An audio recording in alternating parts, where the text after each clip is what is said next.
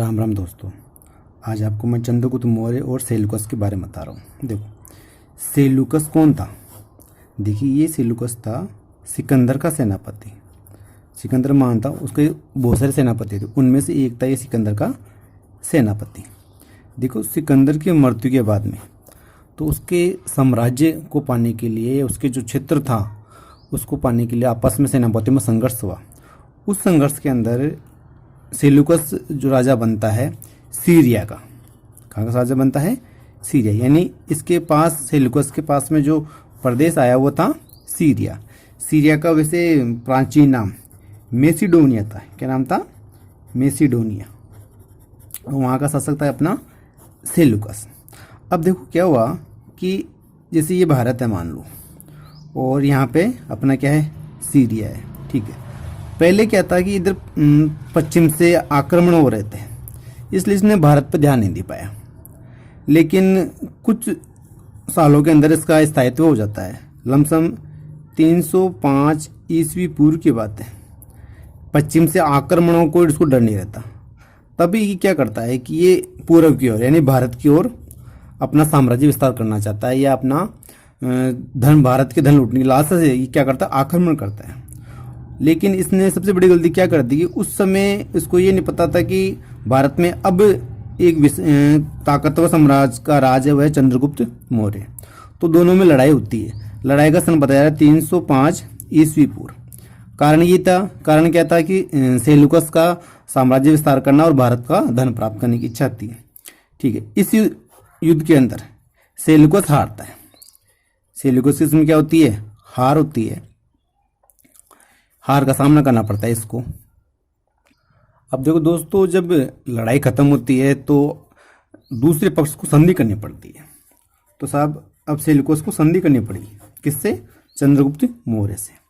तो संधि की जो पहली शर्त क्या थी वो बताई जाती है कि सेल्यूकस ने अपनी पुत्री, सेल्यूकस कहता है कि इसकी पुत्री, सब पुत्री का नाम क्या था?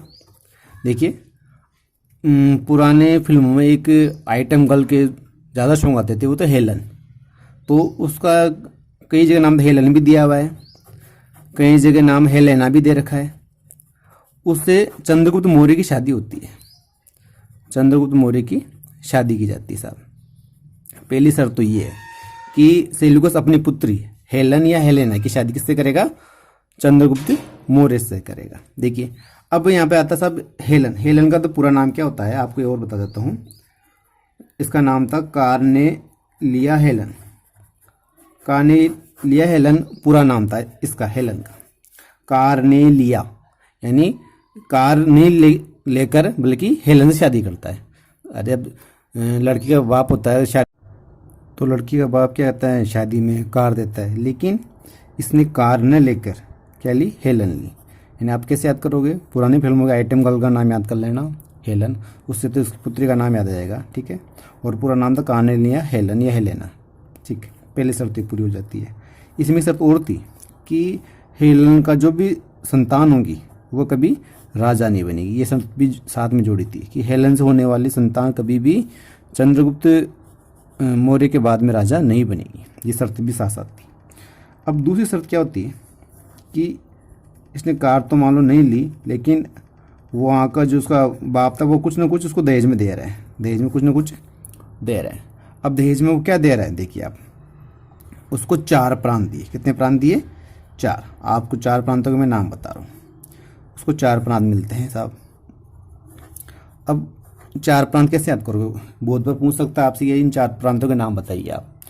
तो आप एक चीज़ याद बताए, आपको मैं एक सेंटेंस बोल रहा हूँ कि जब चंद्रगुप्त मौर्य सेल्यूकस के कंधे पे आके बैठ जाता है ताकत से, और पूरे क्षेत्र पर उसका क्या हो जाता है? अधिकार हो जाता है, तो हेलन क्या हो जाती है? हैरान हो जाती है। हैरान होकर लास्ट में शादी कबूल कर लेती है। ठीक है, एक मैंने सेंटेंस बोला, इस सेंटेंस में मैंने 4 नाम बोले। कौन कौन से नाम मैं बता रहा हूँ आपको, देखना। सबसे पहले बात कि चंद्रगुप्त मौर्य सेल्यूकस कंधे पे आके बैठता है। ठीक है, कंधा से बनता है कंधार, याद रखना आप। ठीक है, बेटा किससे? बल से बेटा, ताकत से बेटा। बलूचिस्तान, ध्यान नहीं बात है, इसमें बल छुपा हुआ है। ठीक है।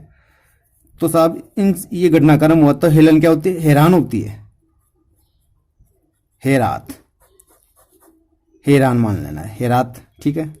चलिए साहब क्या करती है, शादी कबूल करती है, काबुल, एक कबूल इसमें भी छिपा हुआ है, ठीक है। देखो जब चंद्रगुप्त मौर्य क्या करता है, सेल्यूकस पर आक्रमण करता है, कन्या पर बैठ जाता है और अपनी ताकत दिखाता है, तब क्या हो जाती है, ये हेलेन हैरान हो जाती है, हैरान होकर शादी कबूल कर लेती है। ये 4 नाम तो मैंने आपको, ये हिंदी नाम है, लेकिन आपको भोजन के यूनानी नाम मिलते हैं, ग्रीक नाम मिलते हैं। वो तो सब ग्रीक नाम कैसे याद करें, वो भी आपको बताता हूँ मैं। सबसे इंपॉर्टेंट चीज़ है ग्रीक। तो अपन सबसे बात करते हैं हेरात।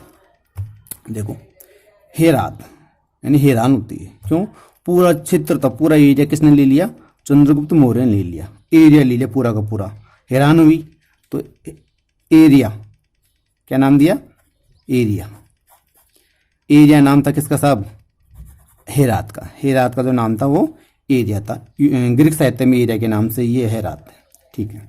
चलो साहब अपन आते हैं अब कंधार पर। देखो कंधार आपने कभी सुने, एक कुछ आज के 20-22 साल पहले हाईजेक हुआ था अपना, एक भारतीय वायुयान एक हाईजेक हुआ था, उसको कंधार ले गए थे। कहाँ ले गए थे, कंधार ले गए थे। तो कोई जोशीला आदमी बोलता है कि साहब मैं तो जाके भी पैदल जाके भी उनको छुड़ा लाऊंगा, तो किसी ने बोला भाई बहुत तो कोसों दूर है, नहीं ला सकता, ठीक है। तो इसमें एक शब्द छिपा है, अराकोसिया,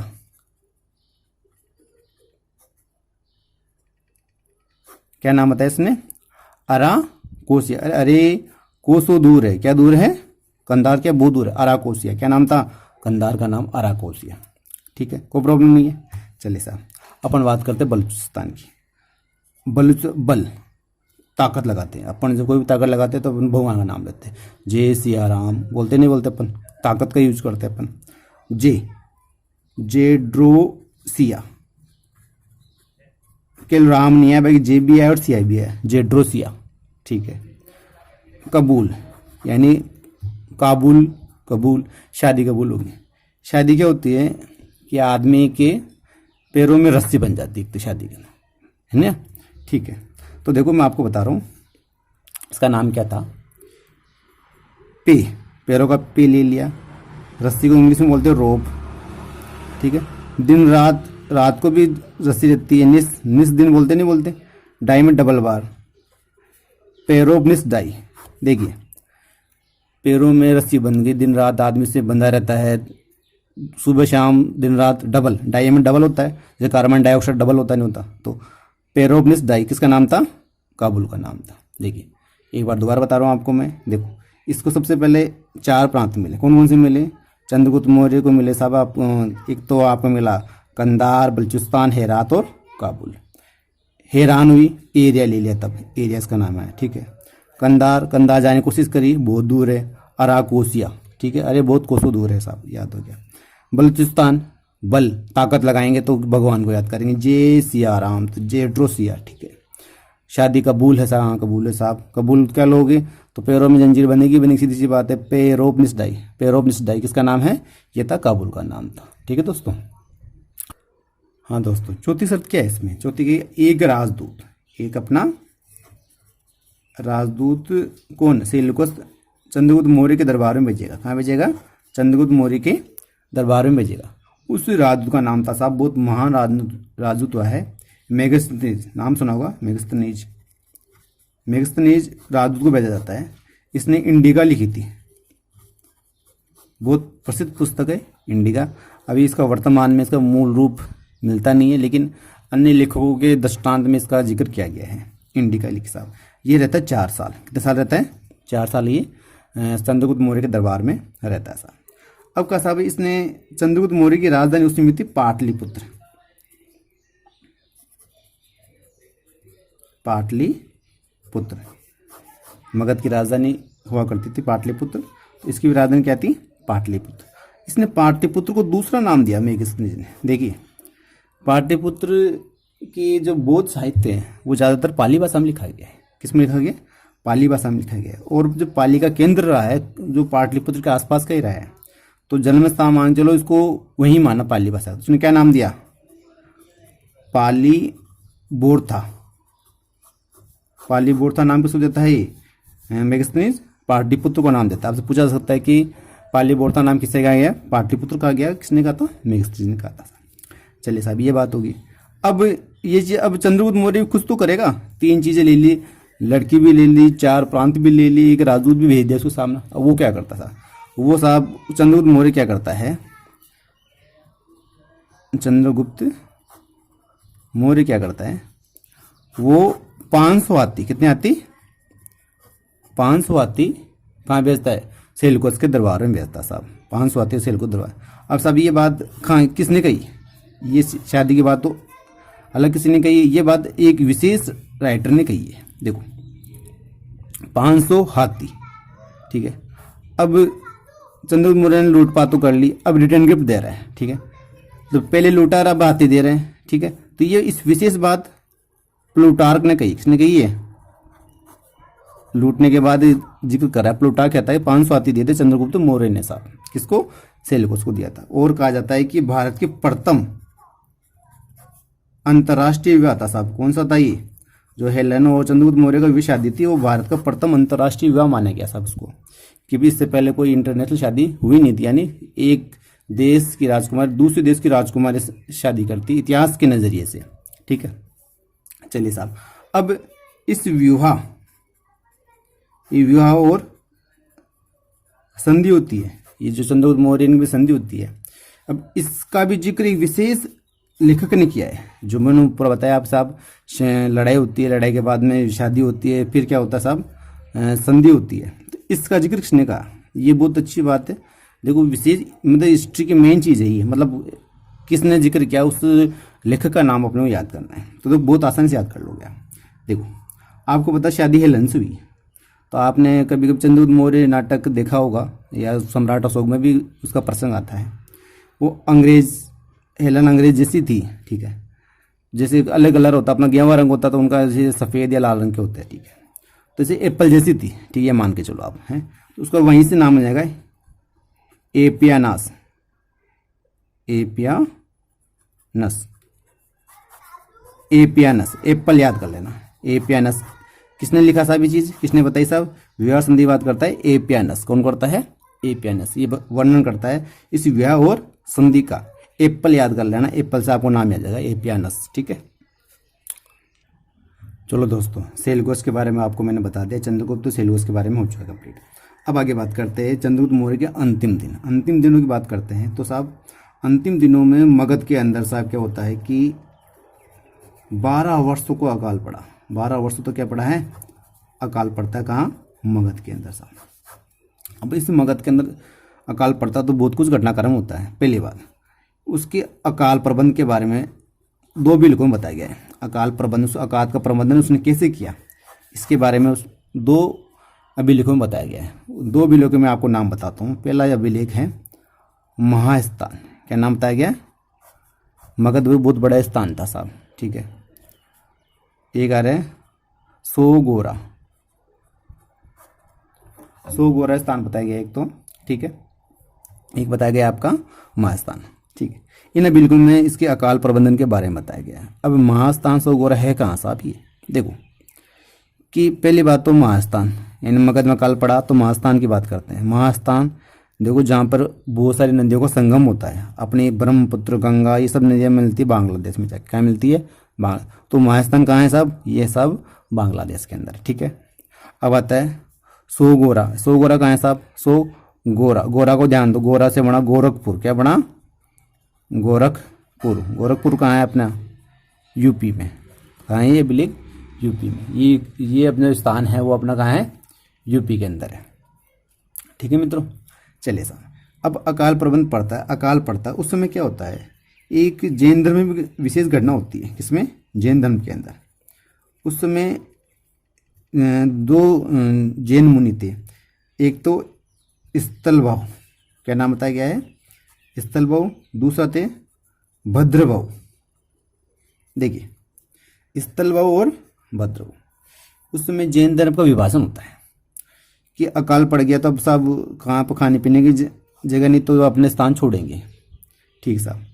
तो साहब स्थल यानी स्थान, ये तो जहाँ तक में कि मेरे, स्थल यानी स्थान, जहाँ मगध में थे तो मगध में ही विराजमान है, कहीं नहीं गए साहब, ये तो वहीं की रह गए साहब।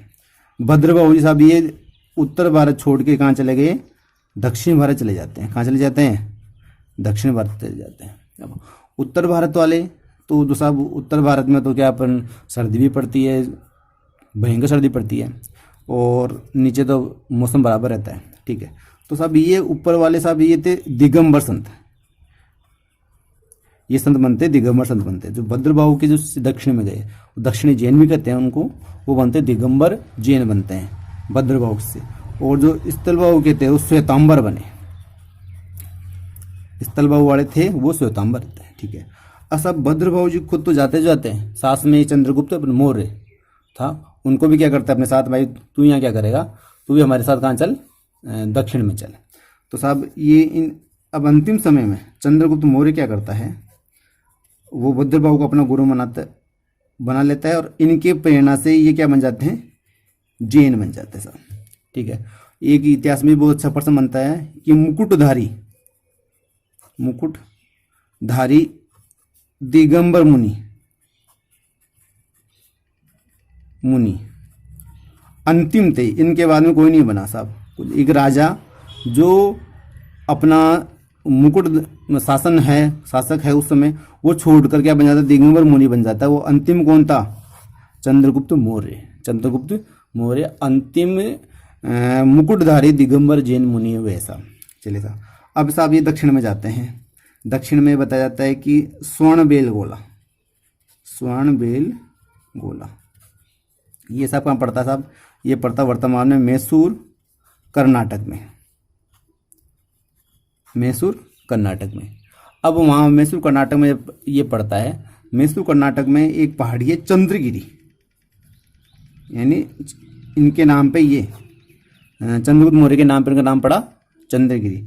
और चंद्रगिरी में चंद्रगुप्त मौर्य ने एक मंदिर बनाया, चंद्रगुप्त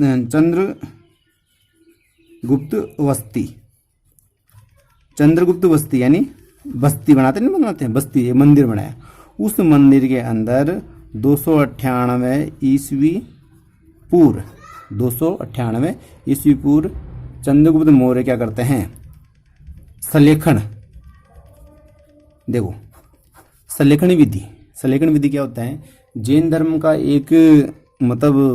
एक उपवास है। इस उपवास में क्या करते हैं कि आदमी अपनी मृत्यु तक अंजल का त्याग कर देता है, यानी उपवास करता है जब तक उसकी मृत्यु नहीं हो जाती। उस सलेखन विधि से क्या करते हैं, चंद्रगुप्त मौर्य अपनी देह का त्याग करते हैं साहब। अब देखो दोस्तों, चंद्रगुप्त मौर्य एक चीज़ के लिए और याद किया जाता है, जो अपनी नर्मदा नदी है, उस नर्मदा नदी के दक्षिण में, कहाँ पर, दक्षिण में विजय अभियान चलाने वाला प्रथम शासक था। यानी चंद्रगुप्त मौर्य नर्मदा नदी के अपने से ये भारत मान लो, बीच में पड़ती है नर्मदा नदी, उसको पार करते ही उसने क्या किया, दक्षिण भारत में विजय अभियान चलाने वाला प्रथम शासक था। कौन, चंद्रगुप्त मौर्य वैसा, ठीक है। अब इसमें देखो, इसके साथ दक्षिण विजय प्राप्त करी, इसके बारे में कहाँ बता रहा है, किन चीज़ों में बता रहा है। देखो, दक्षिण विजय के बारे में 2 तमिल ग्रंथों में बताया गया है। कितने ग्रंथों में, 2 तमिल ग्रंथों में। अब उन तमिल ग्रंथों में आपको नाम बताता हूँ। देखिए, अपना कर्नाटक में तमिल में पढ़ता, जहाँ जाके इसको क्या होती है, मृत्यु का वर्णन करता चंद्रगुप्त मौर्य। तो देखो, दक्षिण में गया तो उसका अहम, यहाँ यानी में मुरझा गया, समझना। दक्षिण में गया तो उसका अहम क्या हो गया, मुरझा गया। अब इससे 2 तमिल ग्रंथों के नाम बनते हैं। कौन कौन से बनते हैं, पहले बता रहा हूँ आपको। आ रहा है अहनानूर, क्या बना, अहनानूर। दूसरा नाम बताया जा रहा है इसके अंदर, वो आ रहा है साहब, मुरझा गया, मुरनानूर। कौन सा आया, मुरनानूर। देखो, पहला है अहम, मुरझा गया, अहनानूर और मुरनानूर। और वहाँ जाके क्या करता है, एक साधारण आदमी बन जाता है, बिल्कुल सिंपल आदमी बन जाता है, मामूली आदमी बनता है। क्या बनता है, मामूली आदमी बन जाता है। कौन बना मामूली आदमी साहब, चंद्रगुप्त मौर्य। वहाँ जाके आता है, एक सीधा मामूली सा आदमी बन जाता है। तो एक संगम कवि हुए, संगम कालीन कवि, यानी दक्षिण भारत में एक वंश हुआ संगम वंश। उस संगम वंश के समय एक कवि थे, उनका नाम बता रहा हूँ मैंने। वो चंद्रगुप्त मौर्य जाके वहाँ क्या हुआ, दक्षिण में जाके मामूली आदमी बने। क्या आदमी बन गए, मामूली, इससे मामूली आदमी शब्द बना है, वो आ रहा है मामूल नार। क्या नाम बताया? मामूल नार। यानी दक्षिण विजय अभियान चलाने वाले प्रथम शासक थे चंद्रगुप्त मौर्य साहब। ये दक्षिण में जाते हैं तो वहाँ जाके क्या करता है, कर्नाटक में जाके अपने संन्यास ग्रहण कर लेते हैं, ये जैन मुनि बन जाते हैं और लास्ट में भी मृत्यु होती है। तो उनका अहम का मुरझा गया, तो ऐनानोर और मुरनानोर तमिल ग्रंथ हो गए। और कवि, संगमकालीन कवि का नाम बताया गया, जो वहाँ जाके चंद्रमौर्य मामूली आदि बन जाते हैं। तो उस मामूली शब्द से क्या बना शब्द? मामूल नार। ठीक है मित्रों।